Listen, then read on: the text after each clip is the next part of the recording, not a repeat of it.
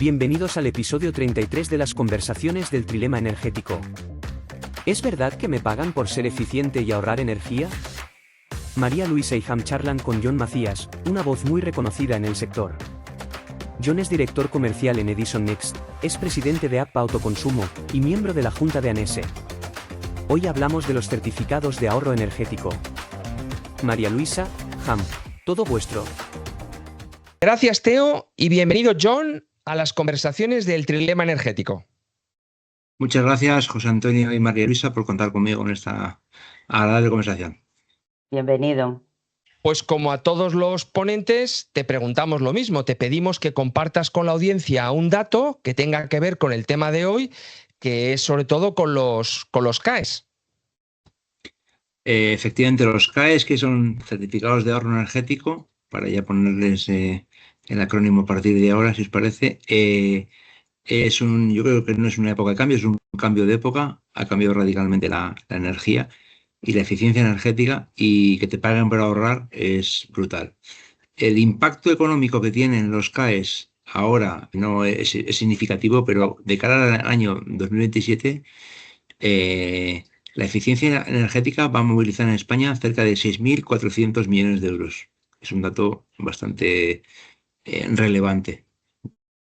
¿Y de esos cuántos serán provenientes de los CAEs? En torno al 85-90%. O sea, ya es un dato significativo de cara a los CAEs. Entonces, bueno, va creciendo con el tiempo. Acaban de llegar los CAEs, llevan en otros países como Francia o Italia entre 15 y 20 años, y en España es un bebé recién nacido, que está gateando y que se pega algún porrazo, pero que es prometedor, muy prometedor. John, es curioso porque hablamos de ahorro energético y en lugar de hablar de kilovatios ahorrados, hablamos de dinero invertido. ¿Cómo se produce este cambio entre alguien que tiene que ahorrar para no gastar energía y resulta que estamos movilizando fondos? Yo creo que, a ver, primero, la energía más barata es la que no se consume. Es una obviedad, pero... Y luego, si se consume, que sea renovable. Entonces, durante años de carrera, a todos los ingenieros nos han engañado y nos han hablado de frigorías, kilovatios y kilocalorías, y yo creo que la energía se mide en euros. Cuando vas con un industrial, mides en euros. Cuando vas con tu vecino de enfrente, ¿cuánto pagas de luz? Dice cuántos euros pagas. No sabe cuántos kilovatios paga. Entonces, ¿cómo se traslada los kilovatios al ahorro? Una unidad de ahorro es un CAE. Un kilovatio ahorrado es un CAE. Y entonces, ¿en qué se puede ahorrar? Yo siempre lo simplifico con una casa, porque creo que es la forma más fácil de entenderlo. En una casa puedes ahorrar en la fachada. Puedes cambiar la fachada por una fachada de SATE o la que fuera. Puedes cambiar los cristales. Puedes cambiar la envolvente, el techo. Puedes eficientar cambiando la iluminación por LED. O sea, hay un montón de medidas que ya interiorizamos que hacemos, y eso genera ahorro. Y ese ahorro, kilovatio ahorrado, es un CAE. Y ese CAE hay un tercero que lo compra. Y en esa transacción del que lo compra a una equivalencia 1 a 1. O sea, yo ahorro un megavatio hora que vale, pongamos, 100 euros, y el que me lo compra a 100 euros, ¿o a cuánto me lo compra? El que lo compra, hay un techo máximo, que es el que lo compra, eso se llama sujeto obligado, que básicamente son las grandes petroleras y las grandes energéticas del país. Ese sujeto obligado puede comprarlo o no comprarlo. Si no lo compra, tiene que pagar un dinero al Fondo Nacional de Eficiencia Energética. Entonces, el techo es lo que ya paga por el Fondo Nacional de Eficiencia Energética. Y entonces, en un informe, que el techo ahora mismo está en 180 y pico euros megavatio hora. Actualmente, el rango, en un informe que edita el Ministerio de Transición Energética mensualmente desde hace ya 3-4 meses, viene el rango de precios. Entonces, el rango máximo de precios es un 140 y el rango mínimo puede estar en 80-90. ¿Por qué hay tanta disparidad? Porque el ahorro es diferente con la misma medida. Y me explico. Cambiar una caldera por una bomba de calor genera unos CAEs, pero cambiarla en mi casa es diferente cambiarla en una planta industrial de Arcelor. La dedicación para verificar ese cambio es mayor en mi casa, porque genera un ahorro, que la dedicación para verificar ese ahorro en una gran industria. Entonces hay bastante disparidad en función de las medidas. Tal y como has contado con el tercero, que es el sujeto obligado, entiendo que este es un impuesto que tienen algunas empresas. ¿Por qué les merece la pena o les interesa a estas empresas comprar con esta variación que nos estás contando en lugar de pagar lo que le corresponde por impuestos? ¿Dónde está el beneficio más allá de que haya alguien que haga el ahorro? ¿Por qué le interesa a una empresa obligada la compra de estos certificados? Primero, porque paga por un ahorro. Hay una parte económica y una parte menos económica. La parte económica es que paga menos de lo que paga ahora mismo por el Fondo Nacional. Porque si la media está entre 140 es lo máximo que se está pagando, pues entre 140 y 130, esa diferencia es un tema económico. Y la segunda, yo creo, porque una empresa, sea petrolera, sea energética, prefiere dar un dinero con una medida concreta de eficiencia que no dar un dinero, pagar por algo más intangible, ¿no? Entonces, hay una medida de eficiencia detrás. Entonces, sí notamos que hay cierto interés en igualdad de condiciones que no son iguales obviamente, apostar por los certificados de ahorro energético. Lo que pasa es que en este proceso surgen como muchísimas preguntas y dudas, ¿no? O sea, al final esto parece como un impuesto revolucionario a las empresas que contaminan, ese dinero va al ministerio y luego el ministerio, ¿qué va a hacer con ese dinero? ¿Va a sortear Teslas? ¿Qué va a hacer? Voy a contar el pasado y el presente. El pasado era, las empresas pagan al Fondo Nacional de Eficiencia y ese Fondo Nacional de Eficiencia, vía IDAE, iba a las comunidades y vía las comunidades iba a la región y vía la región iba a una medida de los cambios de ventana de Castilla y León estaban bonificados. Y en otra comunidad estaba bonificado las fachadas. Y en otra comunidad estaban bonificados y eso vía la entidad regional se tramitaba con un plazo de largo, meses. Hablamos de meses, varios meses, en algún caso muchos. Y el cliente recibía el dinero en esos. La gran ventaja del CAE es que el cliente, en el momento que adquiere un activo que es susceptible de recibir CAEs, se le imputa en el precio y paga menos por el servicio. Es decir, si yo quito una caldera y pongo una bomba de calor, por simplificar el ejemplo, que eso tiene CAEs, yo, si cedo mis CAEs al que me ha vendido el producto, pago menos de saque de lo que pagaría. Entonces, el beneficio es económico inmediato, porque la liquidación es mucho más rápida.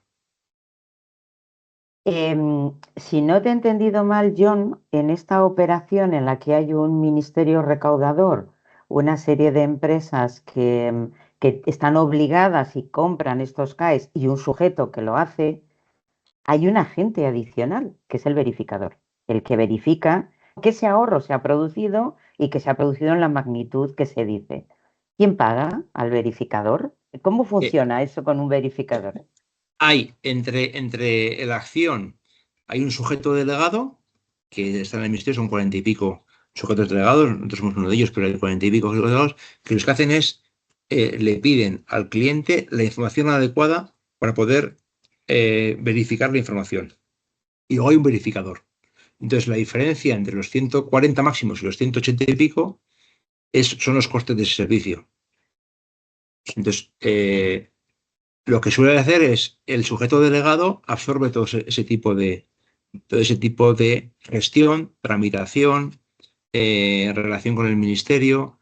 Es una nueva figura que antes no estaba, que se llama sujeto delegado, que antes no estaba por eso mismo, ¿no? Porque hay que hacer una serie de acciones, de verificaciones y de controles que antes no hacía falta.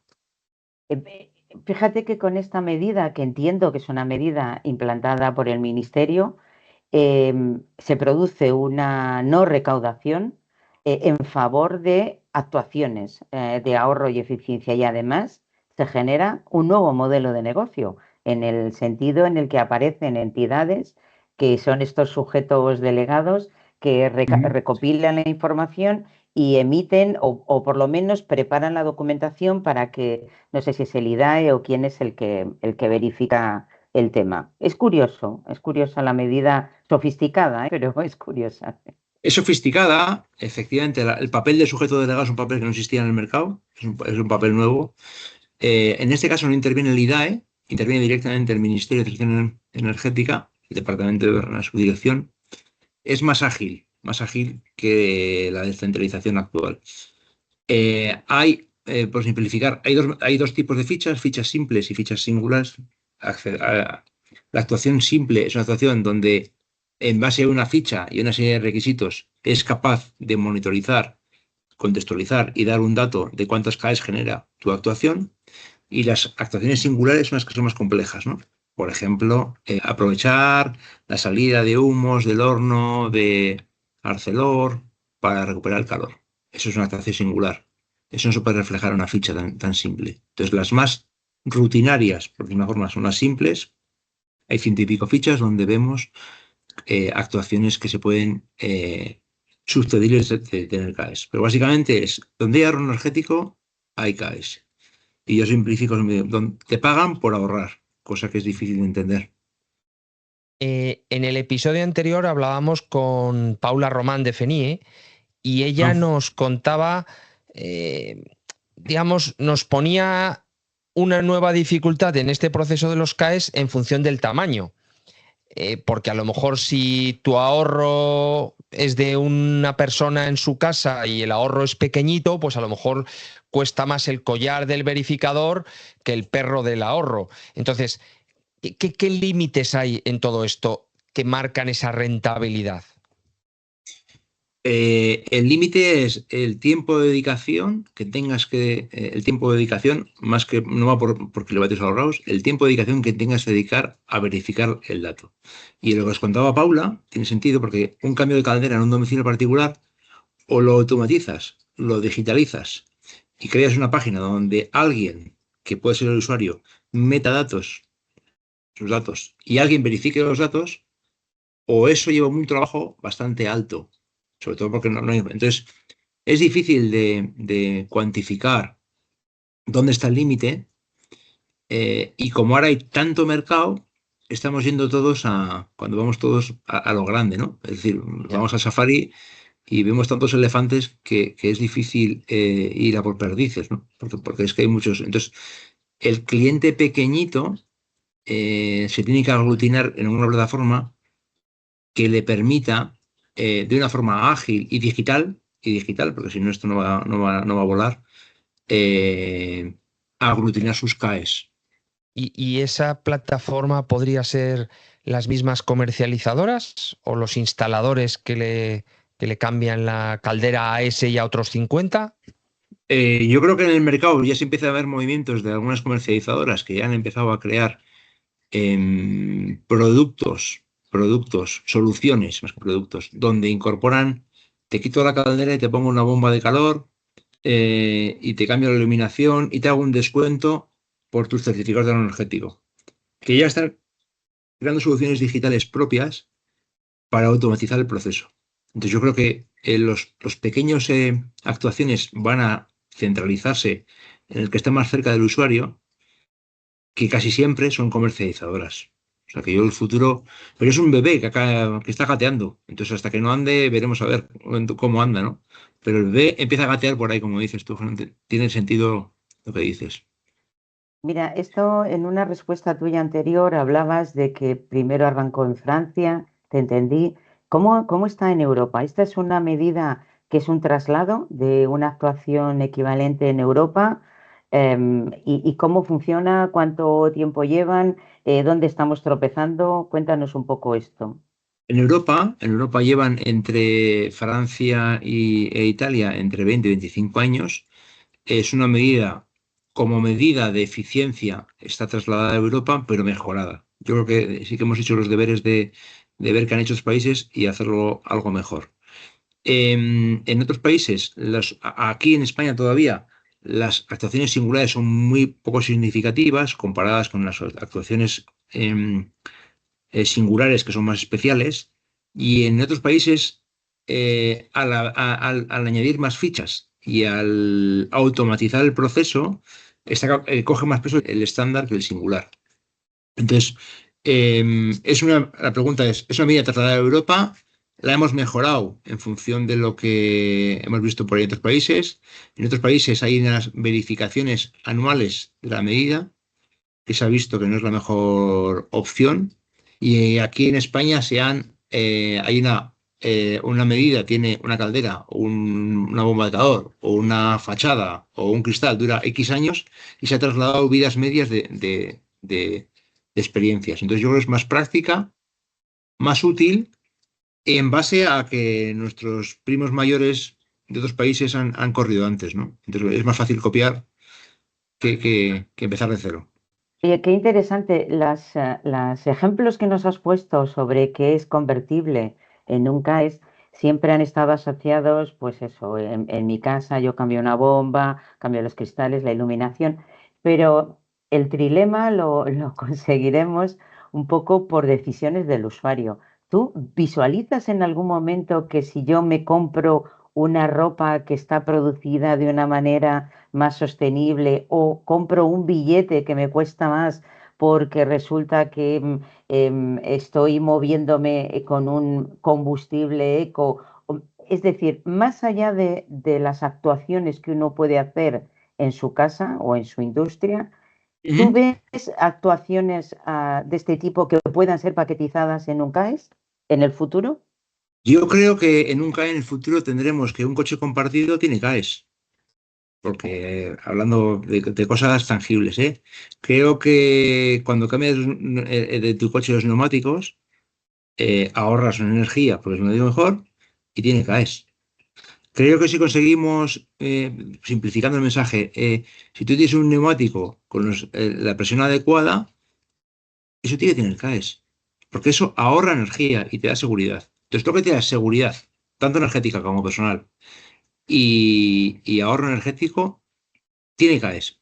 Pero estamos empezando pero yo sí veo clarísimamente que se pueden empezar a relacionar cosas de ahorro de energía, seguridad personal y beneficio económico con los CAES. Sí, vamos, lo veo clarísimo. John, es estupendo escucharte. Me gustaría pedirte, como a todos nuestros ponentes, que nos compartieras para cerrar el deseo que le pedirías a la lámpara de Aladino para resolver el trilema energético. No sé si tendrá que ver con que los CAES hoy son un bebé que a lo mejor no llega, el ahorro no llega al 1% de la energía producida y queremos que sea mucho más, pero ¿qué deseo le pedirías a la lámpara? Yo el deseo que pediría es que hablamos de transición energética, transición es lenta, y que con un continente que se dedica a regular es más lenta todavía, porque creo que Estados Unidos inventa, China copia y nosotros regulamos, Europa. Yo diría que no puede ser que para tramitar una eólica tardemos 7 años, unos parques fotovoltaicos 5 años, la transición se hace eterna. Y la transición energética es indudable que hay que hacerla. Entonces, yo pediría desregular y acortar los plazos de las medidas que tomemos, porque regulando no nos está yendo bien. Pues vamos a frotar bien la lámpara para que eso ocurra. John, muchísimas gracias de nuevo y te seguimos en todas las redes sociales, que eres muy activo. Un gusto. Gracias a vosotros. Un gusto escucharte y entrevistarte, John. Vale, pues muchas gracias a vosotros y ha sido un placer. Y nada, seguimos para bingo, que depende de todos. Esperamos que os haya gustado. En el próximo capítulo, hablamos con otro experto del sector sobre el trilema energético que te va a encantar. Asegúrate que nos sigues en LinkedIn y suscríbete gratis al podcast en Spotify o en la plataforma de tu elección, Amazon, YouTube, iVoox o Apple para no perdértela.